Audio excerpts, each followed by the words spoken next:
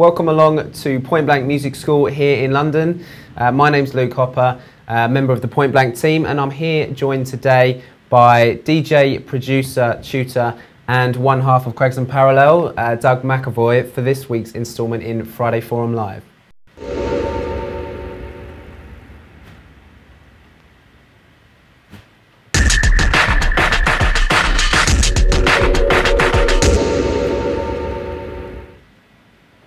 So, for those of you that don't know, that aren't regulars, Friday Forum Live is your chance to find out a bit more about what we do here at Point Blank, to ask your questions, to get involved in the chat room. So if you do have any questions around the technical stuff, if you want to learn a bit more about music production, then you can ask your questions in the chat room and myself and Doug will do our best to answer. Also, if you do have any questions around Point Blank in general, about the courses that we offer, about what we do here, then, you know, post it in the chat room and we will get through them all for you guys. So yeah, Doug's here to give us a bit of an insight into his track Future Shock in Logic Pro, and to give us a bit of an insight into the kind of drum programming techniques that he uses. So just before we get into that, it's best to kind of point out that we do have the whole range of online courses starting on Monday the 12th of November. So if you are interested in learning a bit more about music production, music business, DJing, then head over to pointblankonline.net and check those out. So but without further ado, let's get into it, and well, I'll hand you over to Doug to give you the tutorial. Great. So, hey, how's everyone doing today? Thanks for tuning in. Today, basically, what we're going to be looking at is a track from our last album called Future Shock. And the focus of today is the drums. So I'll start off by just giving you a little play of the track so you can get a feel for the sound. Okay, here we go.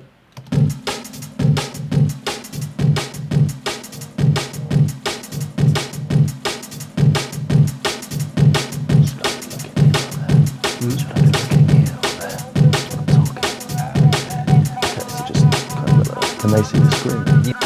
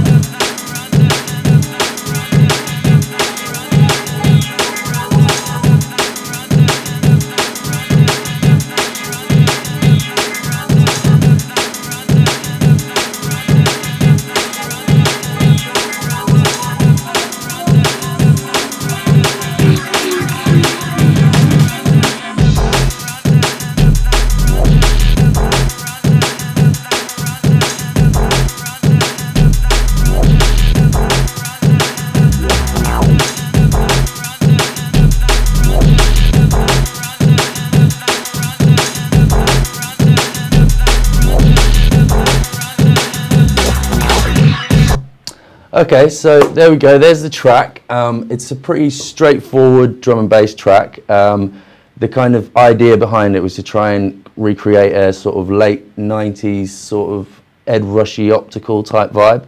I think it's quite important to think about when you're starting out with whatever part of the track you start out with. Obviously today we're looking at the beats, which is more often than not the starting point, I'd say, for most producers. Because it gives you a good framework to start building the rest of your track around. But I think it's a good idea as a starting point when you start to think about what you want to do with your drums, where you're going to go with them, is to have some kind of reference point or some kind of vibe in mind. Because all these things sort of have a bearing on the production sound. You know, with this particular, as I mentioned, the particular vibe we were trying to kind of go for, it's a very kind of quite a rough production sound on the drums. It's not overly well. It's deliberately not that clean. It's supposed to sound quite dirty. So if you've got a, you know, it helps to have a reference point. I'd say it's a good starting point. Something you could maybe bring into your track, like we have here on the. I brought this MP3 in, and you could be kind of switching back and forth in between it, and just looking at even putting a channel EQ on the track. Find a section of the track where you've just got drums. It's all useful to kind of get an overall idea for sort of where things should be with regards to frequency, etc. So I'll just pull this up here so we can just quickly. Actually, we'll just look at the drum bus EQ here, and I'm just going to put the analyzer on there on the Logic channel EQ. Oops, mute that off. Okay, so you can see we've got quite a nice curve here, and yeah, it's a good idea to always be keeping your eye on the frequency of what all your drums are doing, and individually, and the overall drum loop itself. So I'd say the starting point for this beat was the break that we used, the break that we sampled, which is actually, it's a pretty well-known break beat that's been used time and time again, pretty tried and tested. It's been sampled, you know, in hip-hop and stuff way before anyone sampled it in drum and bass, but it's a pretty classic break beat from a track called The Worm by a guy called Jimmy McGriff. So I'll just quickly give you a little...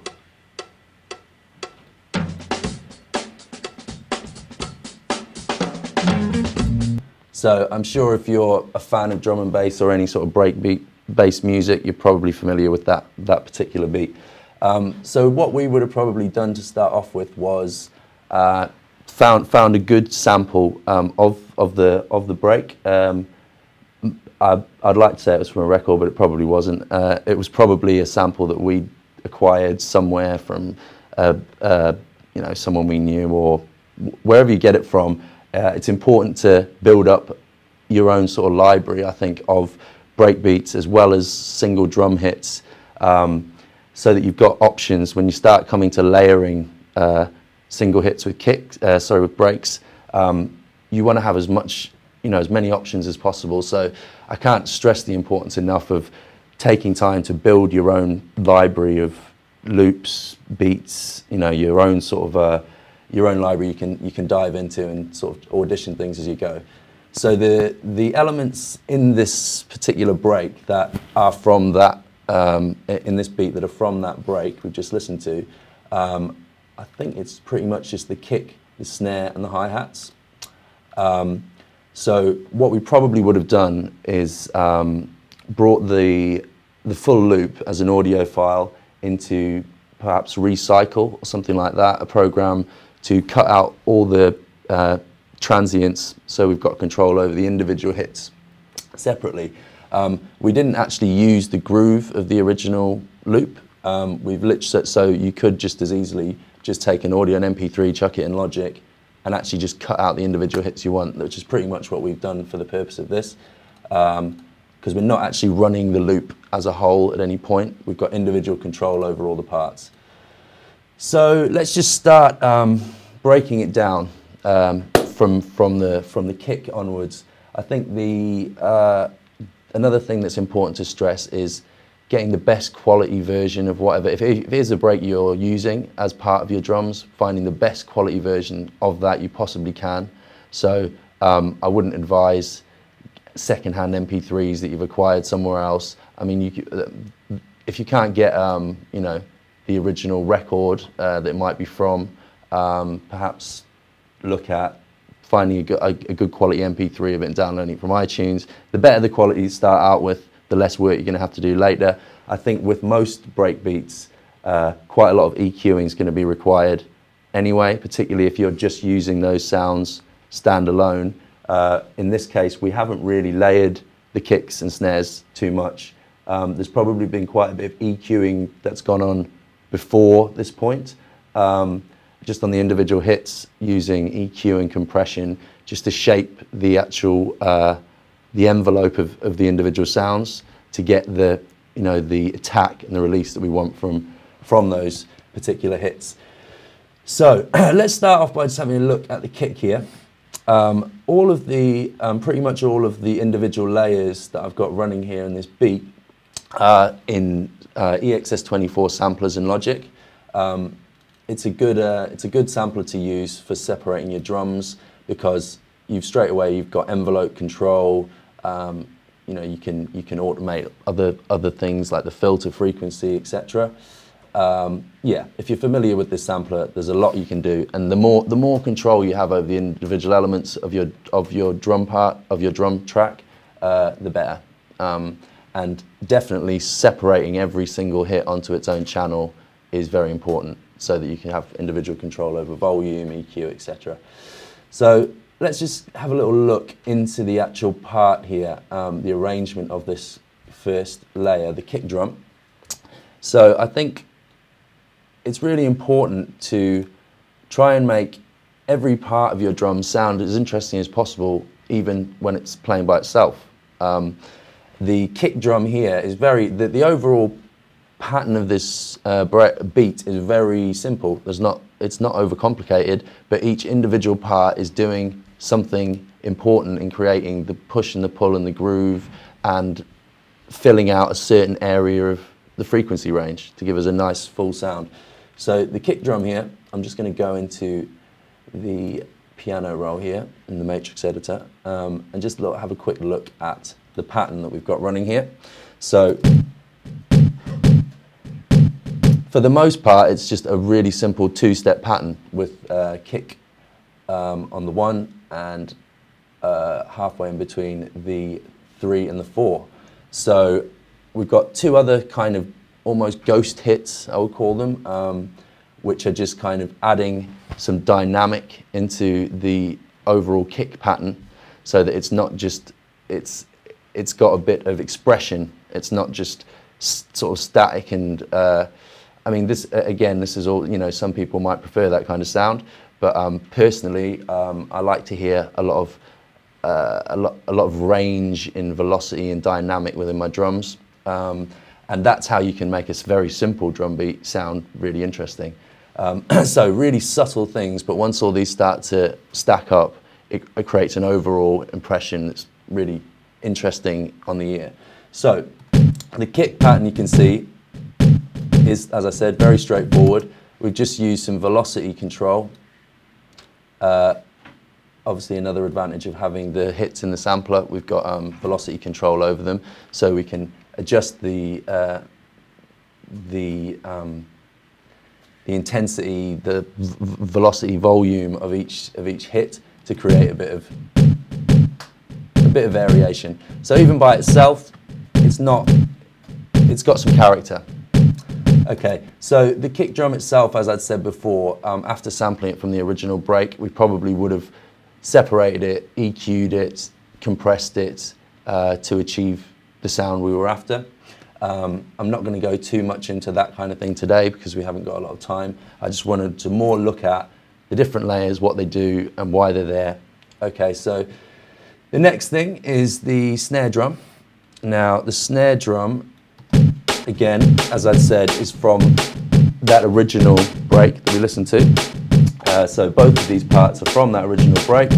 They may have been layered, possibly, with another snare. The snare might have had another layer before we bounced it, just to fill it out a bit. I'm guessing it would have, because we've got there's only one snare actually in this track. There's I mean, ideally you want to find a snare, as goes for all your drum parts. You want to find something that is sounds as full as possible by itself, but quite often you'll find you might need to add other layers just to bring out, certain frequencies that aren't there. But yeah, the importance of getting good sounds to start with is something that I can't stress enough, as I said. So yeah, again, very, very simple two-step. Just got a snare, drum, full velocity on the 2 and the 4. So already, with just those 2 very simple elements, it's quite interesting. It sounds quite interesting. The sounds themselves are quite full, so you don't really need to do a great deal, and that the velocity range within the kick is giving it a little bit of expression. Okay, so the next layer, I've actually basically stripped down the final arrangement before we started bouncing stems and mixing here. So we've actually got a little look at the development as well of the different layers and how they come in. I think there's probably there's not a huge amount of layers here, but there's probably just about the right amount to achieve enough variation throughout the track. So the next part that we have is a little shuffle, which just comes in at the end of every 4 bars. Now this is actually an audio sample. Let's just listen to that by itself for a second. This is actually from a sample pack, which I would highly recommend, called the Vengeance Sample Pack. I think it is anyway, yep. Just go into the audio pool, we can just listen to the original loop here. Okay, so sounds like we've kind of taken the, I guess it's a kind of snare out of that, and just put it in on a kind of offbeat towards the end, just to give a little bit of, just to add a little extra shuffle emphasis at the end of every 4-bar section. Okay, so now the next layer, we've brought in a hi-hat, which is again from that original break, from the worm break. We've got, we'll listen to this individually because I think it's quite important to point out the importance of having each individual layer doing something slightly different and creating a different rhythm. And then the cumulative effect of all these different rhythms is what gives it the groove and the movement. The hi-hat pattern itself is, it's got some character to it, it's got a bit of interest to it. It's not just a it's got a little bit of, we've got a pitch down version of the hi-hat. Again, because we're using all of these single hits, we've loaded them into the EXS24. The way that we've arranged them is so that we have a full key range of each sound. So if we decided for any particular, it just gives us more options. We could, if we weren't happy with the pitch of a certain sound, we just move down the key. And in this case, what we've done, we've actually used 2 slightly different pitchings of this hi-hat. The second one here on the offbeat is actually, it's just the same hi-hat, but 1 semitone lower. So it just gives a little, again, it's about variation, subtle, very subtle variation. So it creates a little shuffle in the middle of the pattern. And let's just play that all together. So it kind of emphasizes the kind of fill part of the loop in the middle. Just gives it, and again, it's frequency-wise, the hi-hat is obviously now bringing a bit more brightness into the overall sound of the beat. Just adding that kind of top layer. Just have a quick look at the EQ on that.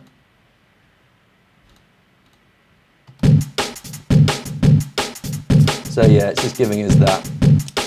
Might be an idea just to quickly stack up some EQs here so you can just see what so far each individual layer is doing. Okay, so there's the kick, there's the snare, and here's the hi-hat. So I'm just going to put the resolution to high on all of those and turn on the analyzer. And we can just have a little look at what each part so far is doing. The shuffle, not so important at the moment. So obviously the kick, the snare, the hi-hat. So we've got a good kind of coverage there already just with those 3 sounds. And we've got something sitting in sort of every area of the spectrum there. So we've got a couple of questions actually, Dan. Yeah, okay.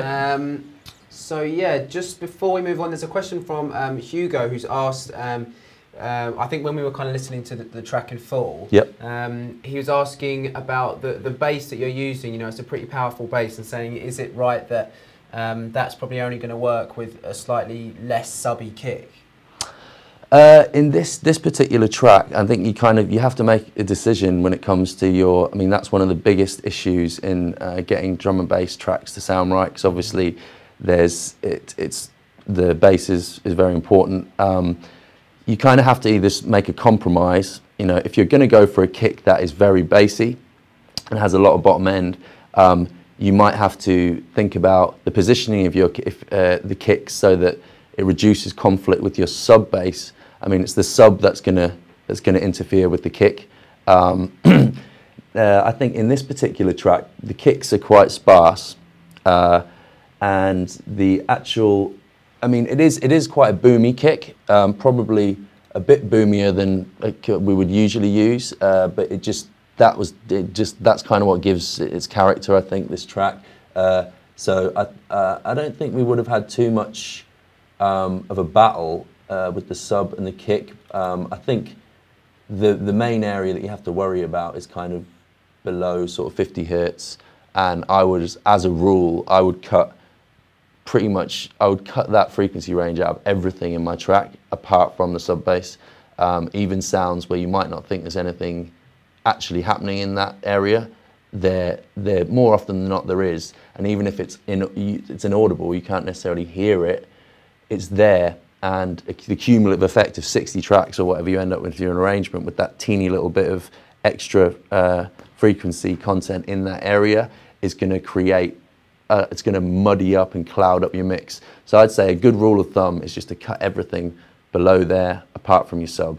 And yeah, just just use the analyzer and look at the sub and the kick, and look at where the crossover is occurring, and just move it around until you find a happy balance of the two.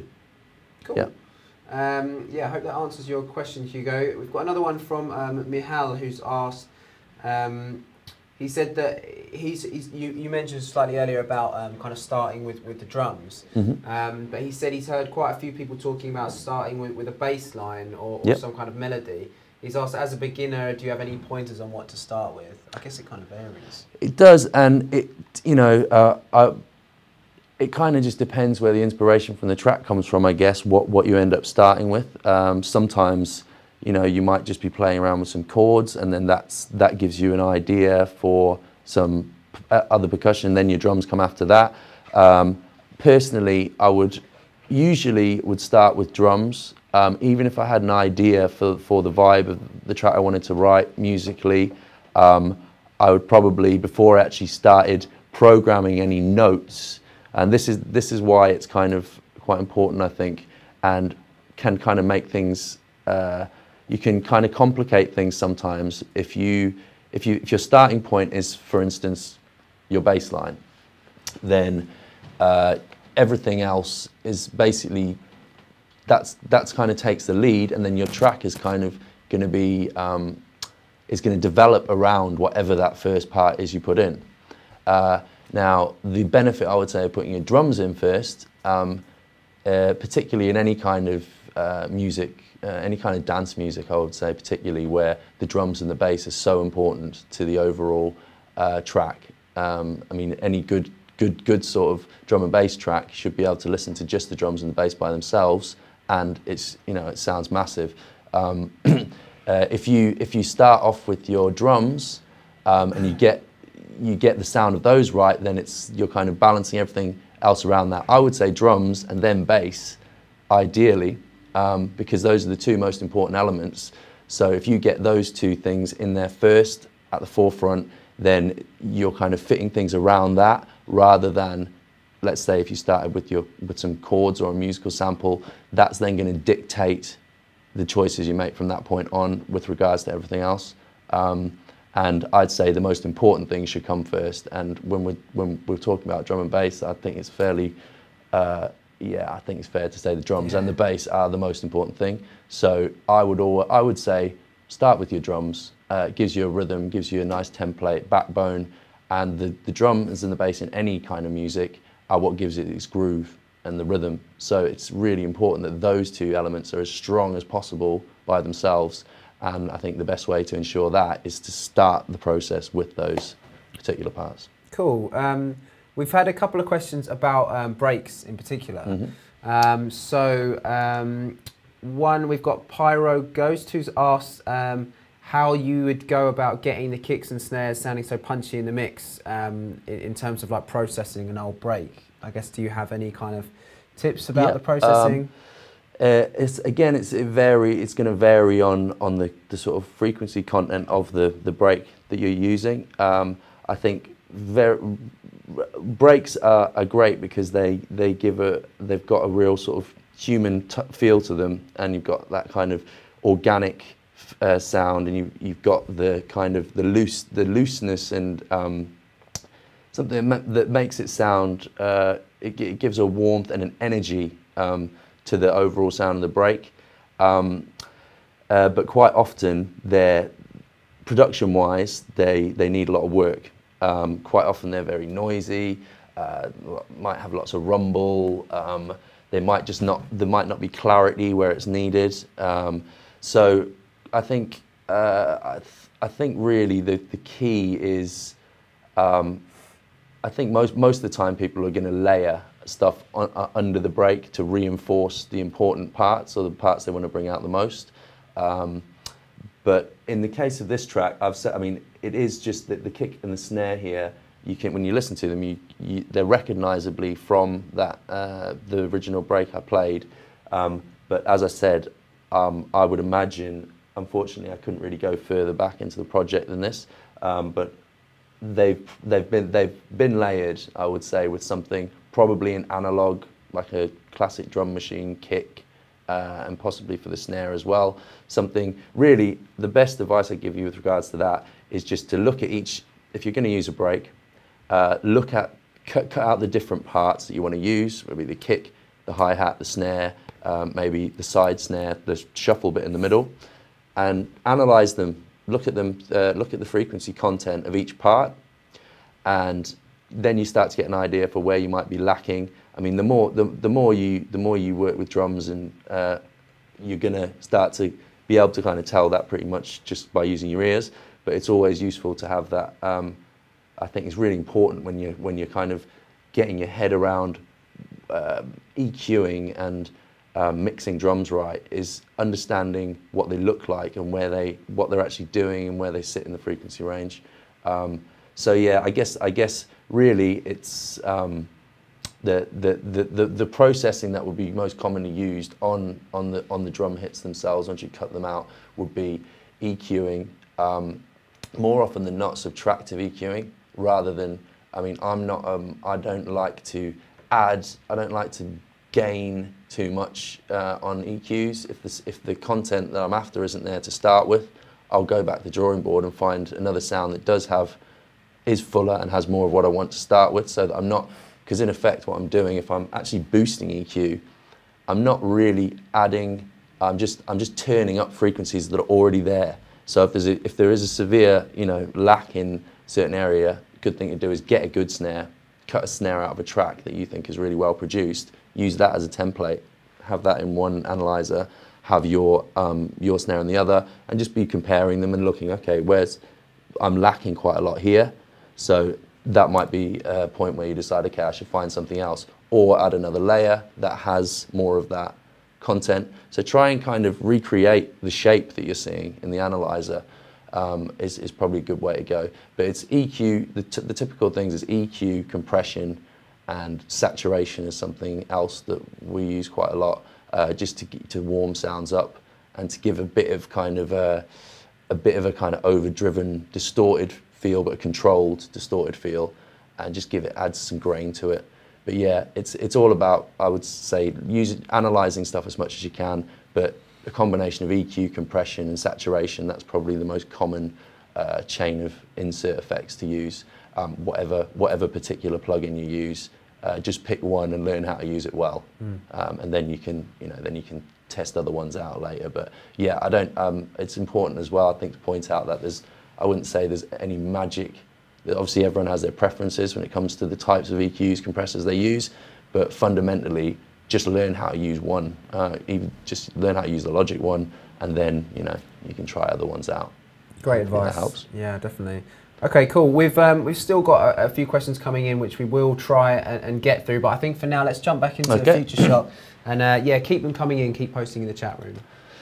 Okay, so we just got up to the hi-hat layer there, and you can hear that even with just the few elements we've got running here, we're already getting quite a good vibe. Yeah, we quickly looked at just the simple arrangement here of this hi-hat. So it's kind of on in between the beats, so coming in between the kicks and the snares, and then we've got a little slightly pitched down version at a lower velocity on an offbeat just before the third beat in the bar, so it creates a nice shuffle. The next layer is another hi-hat, and I think again this is, I think this is going to be a hi-hat that was from the original loop, I think. Yeah, it sounds like it. Okay, so and we've literally just dropped one of these in the same position as the pitch down. You can see them both together here. Yeah, we've just kind of reinforced that off hi-hat just before the third beat, and that's just, it's just emphasizing that shuffle in the middle, just to kind of keep it rolling over nicely. Okay. Let's have a little quick look at the progression in these drums. So the first 16 bars, we literally just have the kick, the snare, the hi, and the hi-hats, and that little shuffle. And then after 16 bars, we introduce a ride cymbal.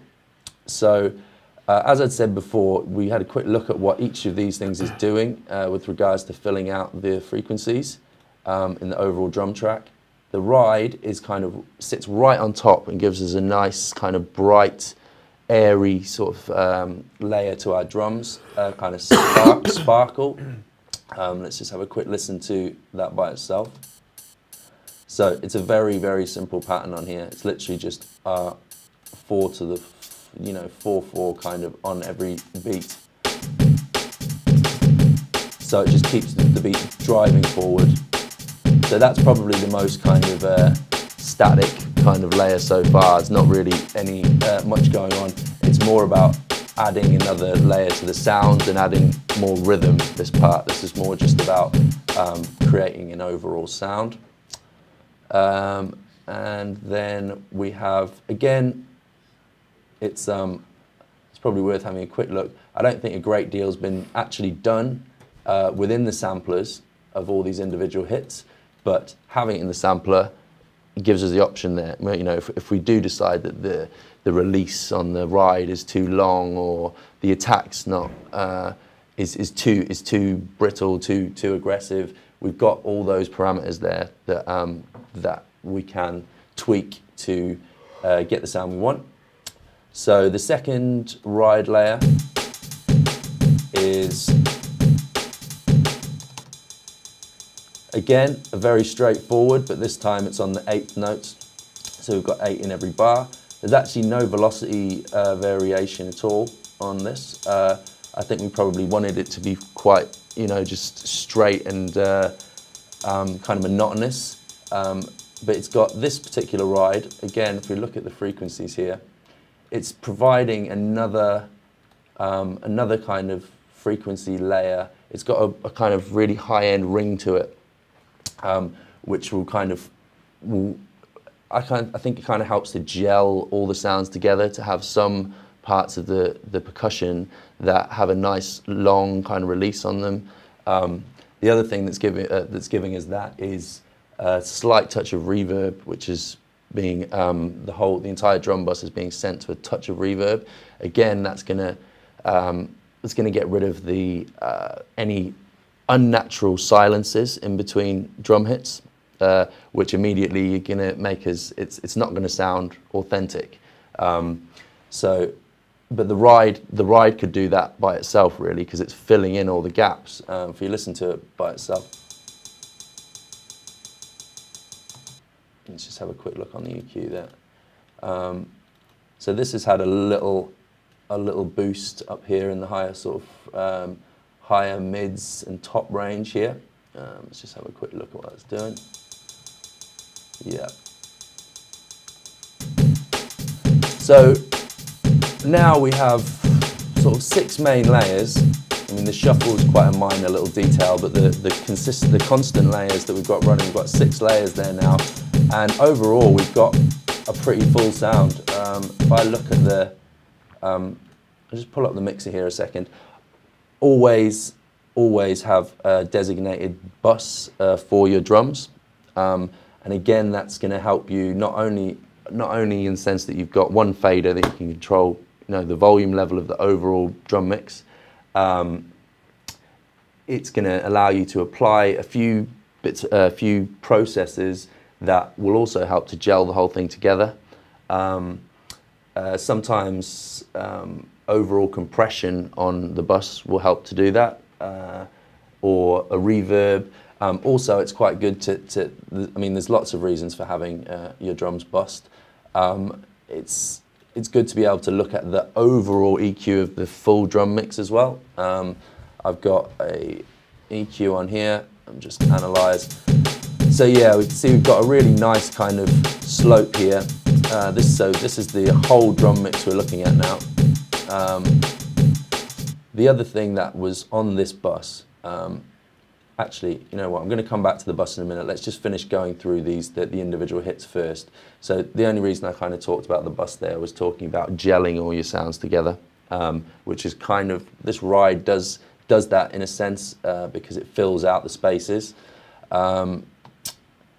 Apart from that, I think that is the main loop really that runs in the track. Okay, this is here.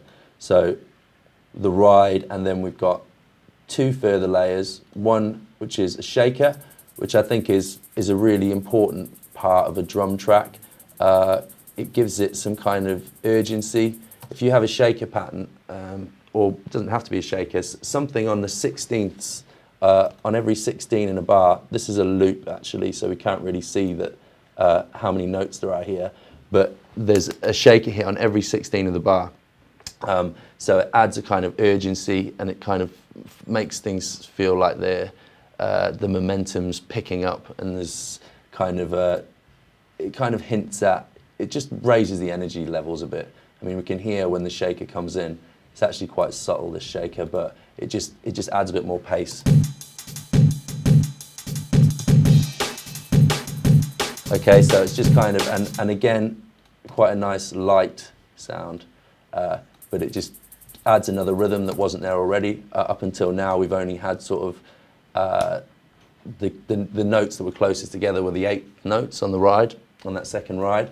So again, it's filling in some other gaps within the bar. And just giving us another nice dynamic, another kind of sound. And the final layer, oh, nearly the final layer, there's actually more here than I thought there was, is another snare, so a secondary snare sound. Now this one has kind of adds, more than anything, some more atmosphere to the track. It's got quite a big release on it. It's just backing up the snare. I'll just play the snare with that for a second.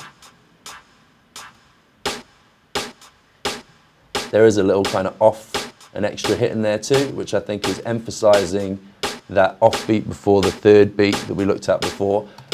So that's quite important to the overall rhythm of the drums, that offbeat. Because it's such a kind of steppy pattern, I think you kind of need to have something that's a little offbeat to create a groove there, and the snare here is literally just reinforcing that offbeat there, the same as the hi-hats. It was the hi-hat and let's have a look, I think it was one of the rides perhaps. You just mute that snare off a second. So you can hear how that kind of emphasizes that offbeat there. And more than anything, I think this layer, the snare didn't need really any reinforcement, but it gives it a bit more character. we listen to the snare and the snare layer together. And again, it just fills out the spaces, adds a bit of sort of ambience, a bit of atmosphere. Okay, so that's all the main drum parts running there now. There's one final layer that comes in later. You see, if you look at the actual arrangement of the drums, you can see how the layers build. So this is actually the arrangement of the drums from the track. So for the most part, once we've built up to the full loop, that just rolls throughout the track. I mean, this is a very kind of it's a very straightforward drum bass track, but what keeps it interesting are the subtle sort of variations that happen throughout in all the areas of the sound. But even in the drums, you can see here that there's quite a bit of variation in different sections of just kind of chopping and changing between those layers. So very subtle little changes every sort of 16 bars or so, but that's the thing that kind of keeps the interest. If you've got a nice strong loop running, you shouldn't have to be too drastic with the changes, but kind of just, if we come into this section here, we've got an open hi-hat, which we've actually just replaced those rides, because as I said before, the rides kind of give us that high frequency energy.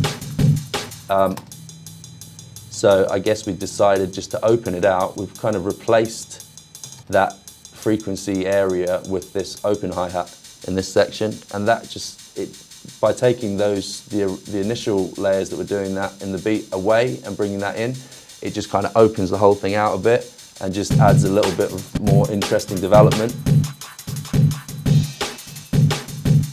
It's very subtle again, but you know, it kind of keeps things interesting. So that's basically the different layers to our drums. A little brief description of what everything's doing. I think it's very important to, when you think about drum programming, there's sort of three main areas. Obviously, it's the sounds that you use to start off with, what sounds you're going to use, and picking sounds that have a lot of character and are as strong dynamically as possible. And you shouldn't really have to go into, you know, tons and tons of layers of sounds to get a good. I mean, the more layers you're adding to a drum beat, the more factors you're giving yourself to battle against. You know, the more things that you're going to have to get to work with each other. So I think the most important thing with drums is getting less sounds, but high quality of sample or whatever the source is you're using. The other thing to bear in mind is obviously what each hit is doing with regards to the frequency. So think about it like you're building a cake or something, let's say, and each layer of that, or a sandwich, each layer has a purpose, is doing something to give it the overall flavor. So think about your drums, your separates, as different ingredients that are going into making an overall end product. And you've got to have something that's kind of strong in each area to get a good overall sound. That was a pretty rubbish metaphor, wasn't it? All right. It's nearly lunchtime as well. So we've looked at the layers, we've looked at what they're all doing individually. Just quickly have a look at this drum bus here. And for anyone who doesn't know, it's very easy to create a bus in Logic. You just have to basically come to our output here, and this is going straight to the bus. If we click where it would usually say stereo out, we've got a menu that pops up, and we've got a whole load of buses we can assign, which is basically we're sending the signal from that channel to a secondary channel to apply further processing. I said in this instance with the drums, it's about having an overall volume control for a designated track that controls all the drum sounds together, so that if we want to add a bit of reverb, we're not having to go onto each individual track and add that reverb. We just add it to that one track and it covers all the drums. In this case, the drum bus, I've created a channel a designated track in Logic to control any of those inserts that I have on the drum. If in case in a certain part of the track I wanted to automate, bring up the reverb on the overall drum mix, I can program that via this channel here. It's actually, there's very little going on this drum bus. This is a very, very simple arrangement. And again, the reason there's not a lot going on is because the initial sounds are strong and they're of a high quality. So there's not a great deal that needs to be done. The majority of the processing that went into this that we can't see today I would say, was in the kick and the snare from the original break. But apart from that, everything else is we've just picked nice, clean sounds that complement the kick and the snare. There was a saturator, which is something that we usually put on a drum bus. We don't actually have it on this machine, but alternatively, what we could use, I've just brought this. This is a Logic plugin, this bit crusher here, and it's gonna have a similar effect, because the saturator we're using was a PSP saturator, Vintage Warmer it's called, and it's a great plugin for just adding a bit of it just makes things sound a little more natural, because it you've got a bit of, it adds warmth. The bit crusher has a similar effect, so let's just put that on quickly just to see what that's doing. So that's without. I think the best thing to listen to that on is the kick, because I think that's kind of the thing that gets most affected by the saturator, audibly obviously. So without, with, it's just kind of made it a little, given it a bit more bite, and just warms it up a bit. And I think it's another putting a saturator on your drum bus is another good way of gelling all your sounds together, and kind of making them sound like they're coming from one place. It's going to make it sound more like an actual drummer, you know. Again, all this stuff's subjective depending on what kind of drum sound you're trying to achieve. But I personally like, well, I also like very clinical electronic drums as well, but in this case we wanted to go for a kind of more dirty kind of analog sound. So that comes back to what I said earlier about having a clear idea at the start point of where you want to go with the production sound, and that's gonna affect the decisions you make from that point on. So yeah, that's about it really. We've got oh, one more thing. There's we've got another channel set up here for the drum reverb, and on that track, basically what we've done, because obviously the output from each individual track is being sent to this overall drum bus to give us the control I've just talked about before, and then that goes straight to our stereo out. On certain drum hits, we've decided we wanted to add a bit of reverb as well. I think it's probably on all the main drum parts. Yeah, we've got it on the kick, we've got it on the snare, we've got it on the hi-hats, and we've got it on the shaker. And the technique we've used to apply that reverb is using the sends on the channels to send the signal to this reverb drum bus. Now the advantage of using the sends is that we can control the mix of the original signal on the channel and the affected signal. We've got a bit more control there, because if we just chucked a reverb directly onto those individual channels, we're kind of swamping the sound a bit, and we're going to immediately be adding volume and frequency that we don't actually necessarily need to. This just using reverb via a send on your drums is just going to give you a little bit more control. If I open up this reverb, you can see you can see where the bus sends are here, and we've kind of turned them up to around about the same level on every track, I think. Yep. So we're almost kind of sending half of the signals being sent to the reverb. If I open up the reverb, it's just a very simple Logic reverb here. We probably didn't go into editing it too much either. It was probably started off, it's actually just the default setting there. So I'd say it was probably just the mix that we've messed around with a little. Another thing that I quite often do, it's not so easily, yeah, you can do a little bit of frequency control on this. The Space Designer reverb is a good one in Logic because it's actually got an EQ control within the reverb. Because I think quite often the mistake that people make with reverb, overly using reverb, is that they're applying reverb to the low frequencies in the sound as well, which again, as I discussed before, is something I think you constantly have to keep your eye on with regards to everything that's going on in your track, is reducing the amount of low frequencies so that the things that really need to come through in those areas aren't swamped with all this other random sound, random low-end sort of sound. So putting a bit of cut, I think it looks like we've actually applied an EQ, because this reverb, for whatever reason we decided to use that reverb, I think we probably had that issue, that there's a lot of the low frequencies are being affected by the reverb. Let me just put the drum reverb on there.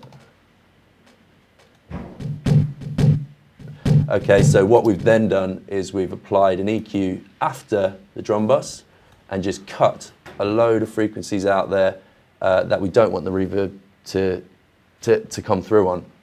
Really, the use of the reverb on the drums, we just want to emphasize the kind of high and mid sounds and give it a nice airy kind of feel. And again, that's helping to gel everything together and make it all sound like it's coming from one place. There's not a great deal of panning going on these drums. There's a slight touch of panning on the two rides, a little bit on the shaker here, on the open hi-hat, giving us a little bit, and on the shuffle as well, actually. So a little bit of panning, I'd say, is important in the overall drums, just again to create more of a stereo feel and to add interest and variation, really, so that not everything, the main elements need to be dead center. That's quite important, I'd say. As if you're, if you're making music that's, going to be getting played in nightclubs, it's quite important that the main bits come through equally on both sides of the sound system. But with minor percussive details like rides, shakers, it's quite a good idea just to move them a little bit one way or the other. Yeah, so I think pretty much that's all that's going on with the drums. We've got on the main output here. So there's a little, as I'd mentioned, there's a little compression on the reverb there as well after the EQ, and that'll be just to reinforce it, just so that it comes through nice and clearly, and just kind of, yeah, it's more about just giving it some strength in the overall mix. And then, yeah, on the output, on the main output, we've got an EQ just to keep an eye on the overall frequencies in the whole arrangement, core meter, and a multimeter, which are all kind of Logic sort of mastering plugins, just to look at the end signal, the signal at the end of the chain, and make sure that everything's sitting in the right place, and that we could also boost certain bits if we wanted to. So, cool. Any other questions? Yeah, we've got a couple of questions. Unfortunately, we're just kind of running out of time slightly. We're a bit tight, but we've got a few questions around the bass within drum and bass, okay, and creating different types of bass. So, yep. Unfortunately, as we are coming to a little bit of end of time, it might be worth checking out the drum and bass course. Yeah. If you head to pointblankonline.net, you can see the drum and bass course. It's a Logic course, and it should really give you an insight into a lot more about what we talked about today, as well as kind of producing the bass, arrangement, mix, everything really. So we've got a couple of questions to this track in particular. So Future Shock, we had. Where is it? So Daniel Williams has asked about the bass in particular on that track. Yep. And another question from Hatter has asked about the kind of bass used in Neuro tracks. Okay. So yeah, guys, unfortunately, as we are kind of reaching the end of the session, it might be worth heading over to the drum and bass course page, and you can get a bit more info there. Also, just the final question I've got to read out from the Funktastics, who's asked about any tips on good-looking beards, Doug. Yeah, it's getting a bit out of hand actually, isn't it? Yeah. It's my birthday on the weekend, so I'm going to give myself a treat and go to the barber. It's been busy. It's hard to keep up with these things sometimes. Wicked. Well, and it's cold. Yeah, always good for the winter. So yeah, a massive thank you to Doug for coming out today. Thanks for and tuning we in. will, yeah, no problem at all. And we'll be here again next week for another edition of Friday Forum Live. Thanks for watching.